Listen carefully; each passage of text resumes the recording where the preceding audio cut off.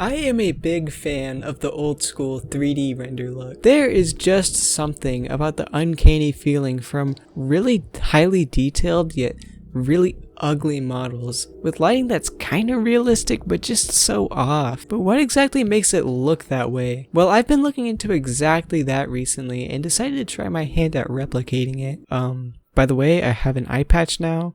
This isn't a Halloween costume, it's permanent. So if what you're seeing here looks familiar, it might be because of this video. No one can find this creepy dinosaur game by Sagan Hawkes. I think it's a really great video. One of my favorites of all time even. It's okay if you haven't watched it before, but I really think you should because I'm about to spoil it real hard. It's not real, it's a fake game.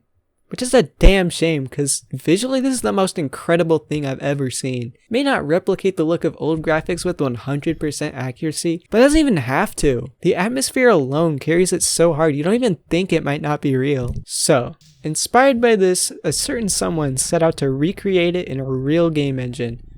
Not just any game engine. In Roblox.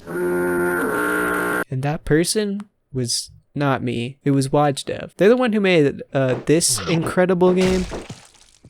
And this one. Their stuff is really great. You just gotta see them to believe them. You should go check them out after the video. But about a year ago, they made some basic mechanics and this sick-ass dinosaur model. Then they pretty much just sat on it for months until I came in. Now I'm making maps and models and such, but Wodge scripts and designs the game. Okay, but what do I mean by recreating it? I'm not just gonna copy what's in the video one for one because that would be boring and unoriginal. Plus, I have enough of my own ideas to make this its own thing. It's more or less just gonna be heavily inspired with pretty much the same premise, but an original thing nonetheless. I'm also not going to be using pre-rendered images. This is all real-time in-engine. It's sort of a hybrid between point and click and real-time where you click the ground to move. I think the number one thing that sells the old 3D look is the textures. You don't really have much control over the look of other things in Roblox, but the textures you have full reign over. It's pretty much the only part of this where we can actually replicate the techniques that were used back in the day. See, most 90s 3D renders use mostly, if not only, generated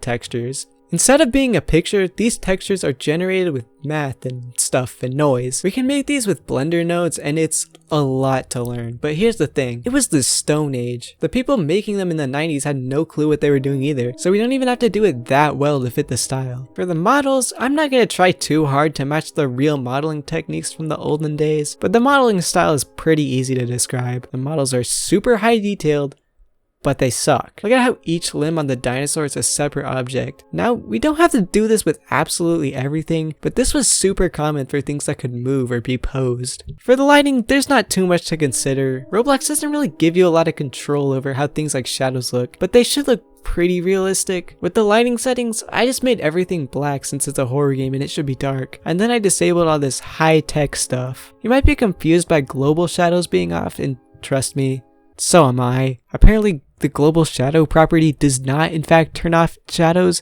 but reflections? Sometimes? And shadow softness just does nothing? Roblox, why? Why did you do this? But anyways, I've also found it helps to make the materials either fully matte or nearly fully smooth, to kind of replicate the plasticky look and tone down the realism. A little while after I'd done my work, Watch came in and modeled this, which is just... Is this too good? But that's not all. Check this out. Maybe it still needs a little tweaking, but this looks crazy, right? Look at this. It completely breaks when you have low graphics quality. Right now I just put GUI on the screen where your graphics are too low, but that's dumb and I probably shouldn't do that, but we'll deal with it later. As for the gameplay, all there really is right now is just the basic movement, which I think feels really unique. Like I said, you click the ground to move and you click the edges of your screen to rotate. There's also picking up stuff and putting it in your inventory. There's keys and opening doors, which has this Resident Evil door opening animation, which I think is really awesome. And also there's a flashlight. Ah! Careful where you point that thing, dude. That's pretty much all of the gameplay we have at the moment. Right now it's just about modeling the levels. Yep, unfortunately this game is not anywhere near complete. We've only got like 2.5 areas done right now, but I'm happy with how they look. Specifically, I was really proud of my concept for this exhibit area because like Mario 64, which is freaking awesome. Other than that, that's pretty much all I have to show right now, which is why if you want to play this game when it's finished, then you should subscribe to my channel right now so you won't miss it when the full game comes out. Go on. do it. I know it's been a long time since I posted, but that's because I've been learning how to make this. Making games and 3D models has quickly become one of my main passions in life, and I love to keep YouTube as a way to show it off and get more eyes on what I'm doing. If you want to check out what I've made, you can go to my Roblox page. I recommend the Curing Fish. That game's pretty cool and it takes like 10 seconds to beat. I guess you can also follow me on Twitter where I might start posting more game development stuff. I don't know. Well, that's enough self-promotion for today. See you later, everyone.